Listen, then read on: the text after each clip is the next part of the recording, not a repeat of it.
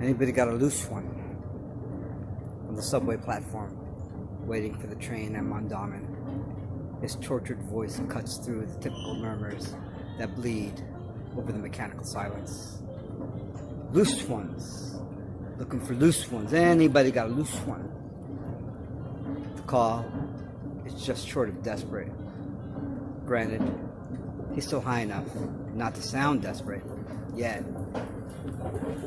One murmur becomes clearly audible. Damn, they out early tonight. There is no they. Just one lone addict coming off his fix and looking to feed a different craving. Tobacco. They is a pejorative here. The addict is relegated to subhuman standards, not worthy of being an individual. Everyone knows what he wants. No one offers. If you live close enough to Lexington Market in downtown Baltimore, close enough to find yourself there often, you learn the lingo. If you wait for a bus on the corner of Howard and Saratoga enough times, you will inevitably be asked if you want to buy a Lucy or have one to sell. You may be confused at first, but when you finally see someone pop a cigarette out of a pack and exchange it for a few coins, it all becomes clear. Microeconomics, the soft sell of the soul cigarette. Anybody got a loose one? Now he was becoming more desperate. He had already made a lap of the platform, and with no luck, his call had transformed into a chant. An uncomfortable one. With such energy, I could sense everyone on the platform recoil, gather tighter, try to shield themselves from the discordance. Loose ones, looking for loose ones. Anybody got a loose one? I'm no better. As he approaches me, I try to avert his gaze. I'm not trying to interact.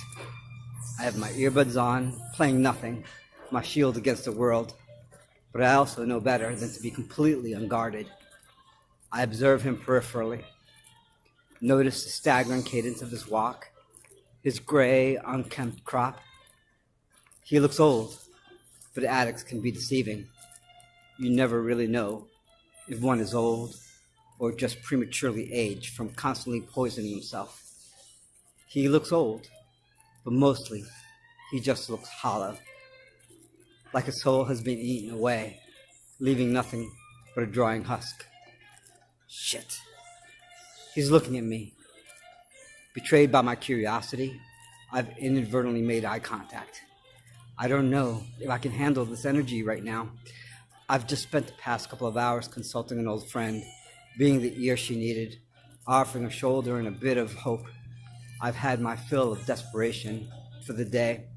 Any more could be wounding, leave me so raw that I'll spend the next few days in self-induced solitary, hiding from the world in a bed I'll be unable to sleep in, just toss, pretending to sleep. Eventually. Loose one, he asked. Even his eyes are hollow, his gaze dying. Not dead yet.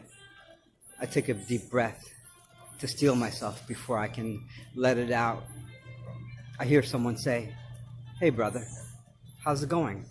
in a soothing baritone. An officer had made his way to the platform, had reached the man. There's no acrimony. There's no aggression. Just brother, from an MTA police officer whose build was as daunting as his voice. "Hello, officer. I obey the law. I respect the law, officer. I'm just looking for a loose one." "That's fine," the officer says, "but I don't think you're going to find one here. You might have better luck somewhere else." By this point, they're both past me. The officer is herding the man up towards the up escalator, his broad shoulders dwarfing the small, broken man. They continue in now inaudible conversation. The rest of the platform finally loosens up as the desperate energy dissipates, like lungs after a coughing fit. Everyone is free from having to face their reflections in the eyes of a hollowed one. We all have hollows, and hate to be reminded how close we are to becoming completely, tragically empty, looking for our own Lucy's in a world that has none to offer.